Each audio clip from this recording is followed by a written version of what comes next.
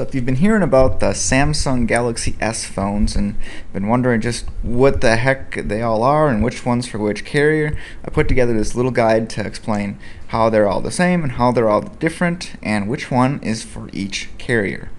So I thought, why don't we start here with how they're all like each other, okay?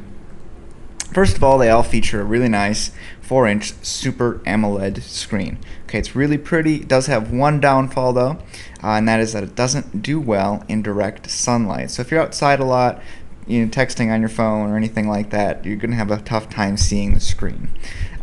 Just kind of keep that in mind. That's kind of just a weakness of AMOLED screens in general, not just something specific to these particular phones. Alright, they all have really fast 1 gigahertz Cortex A8 Hummingbird processors. I've been told it's similar to the Apple A4 processor. At one point they evolved from the same processor, but very good processor, very fast. Alright, they are all Android powered phones. Okay, basically they all kind of run on the same platform. They're all pretty similar, but I will explain how they all have their differences. Right now they're all running Android 2.1, and the 2.2 rollout is expected to come within the coming months. It varies for each phone. I believe the Epic is expected to get its updates first, and that's within the month. Alright, and they all have 512 megabytes of RAM, so plenty of memory on board, and they all have 5 megapixel cameras, although there are some differences in the cameras for each one, but they are all 5 megapixels. Now, let's talk about what's different. And to do that, I put together this nice big old table here so that we can kind of go through everything. And I'm going to highlight where stuff is different and where it's weird. So, first of all, let's cover which one's for which. The Vibrant is a T-Mobile phone. Alright, the Epic is a Sprint phone. That's the Epic 4G that you hear about quite a bit right now. I think they're running a pretty big advertising campaign for that one. The Fascinate is on Verizon, and the Captivate is on AT&T. Alright, so let's talk about the little weird differences between the phones. First of all, 2 of the phones don't have a flash on the camera. I have no idea why they didn't decide to include this, but there's no flash on the Vibrant and Captivate. That's AT&T and T-Mobile. So no flash on the camera, which is kind of sad. As far as price goes, they're all $199.99 with a 2-year contract, except for the Epic 4G on Sprint. Okay, that one's going to run you $250. The Epic 4G is also the only one that has a front-facing camera. So if you want to do video chat, like you see that you can do on the iPhone, you're going to want the Epic 4G of this line. And another phone that does it is the Evo 4G, but we're not talking about that one today. So that's the Epic has the front-facing camera.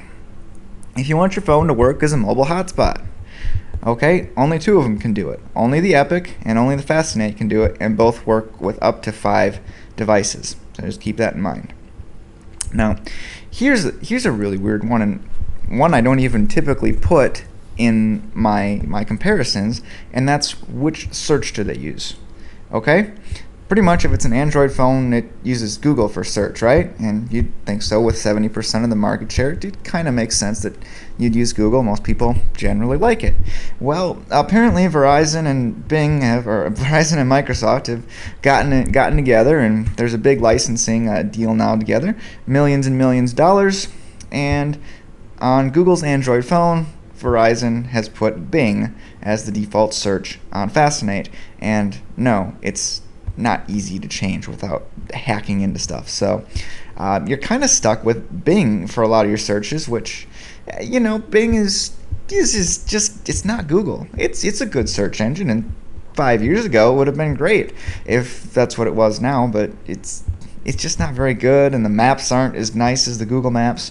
Honestly, it's just inferior search, and you can't change it, which is very sad. So that really kills the Fascinate.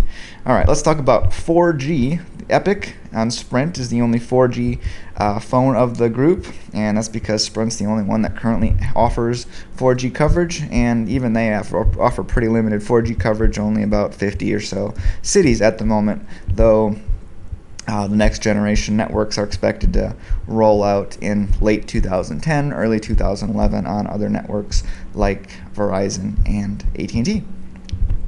Alright, the Epic is also the only one that has a physical slide-out keyboard. So if you don't like typing on a touchscreen, again, the Epic is going to be the phone for you because it actually has a physical keyboard.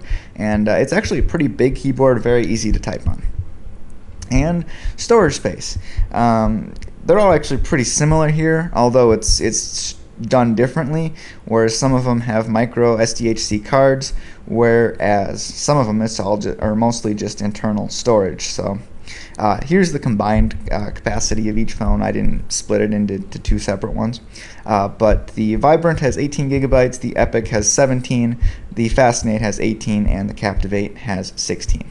So those are how all the phones are a little bit different from each other, and hope that table kind of helps you there. And the last slide here I'm going to do is which one's best and which one's worst. The best one, and this is the Epic 4G by a landslide. It's actually one of the very best smartphones available. Really nice phone to get, especially if you want. Basically, they took the everything and the kitchen sink approach to it. It's 4G, front-facing camera for video chat. It's got that keyboard. Lots and lots of nice features. The worst one, mostly due to the fact that it uses Bing for search, and that would be the Fascinate. That's the Verizon phone. If you're looking for a Verizon smartphone, go with the Motorola Droid 2 or the Droid X or the Droid Incredible. Stay away from this phone though. Not worth the $200 you're going to have to pay for it. So I hope that helped you out. Be sure to come check us out at gpsmaestro.com. We have lots of video comparisons of smartphones, reviews, ratings, all kinds of good stuff. So if you want to stop by, post a comment, would certainly appreciate it. And I want to thank you guys for watching, and we'll see you next time.